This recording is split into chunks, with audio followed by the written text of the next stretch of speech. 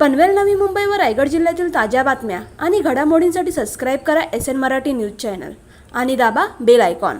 खरं तर आपल्या डोंबिवली येथील देखील एक जवळजवळ 2,500 ते 3,000 विद्यार्थी या नीट परीक्षेत त्यांनी एंट्रन्स गेलेलं, त्यांच्या बऱ्याचशा तक्रारी देखील आमच्याकडे त्या येत होत्या। मला असं वाटतं सरकारने कुठेतरी थांबावं, एका मंत्र्याचं, शिक्षण मंत्र्याचं जे कोणी प्राधान्य त्यांचा राजीनामा घेतला पाहिजे।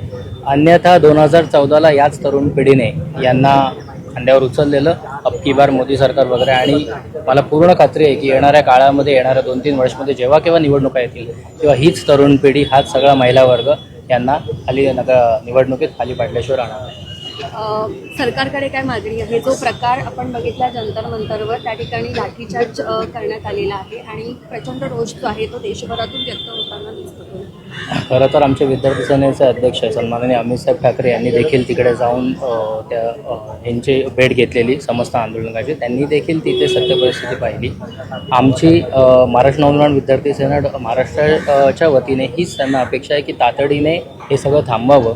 एक राजीनामा घेऊन तुम्हाला असंख्य विद्यार्थ्यांचं त्यांचं जे काय होतं, एकीकडे तुम्ही सरकार लाडकी बहिणीचे पैसे वाटते आणि दुसरीकडे त्याच मुवमेंटला 22 वर्षाची मुलगी असू दे किंवा 20 वर्षाची मुलगी असू दे, त्यांना काय प्रकारे आपण सोशल मीडिया सगळं बघतोच आहे।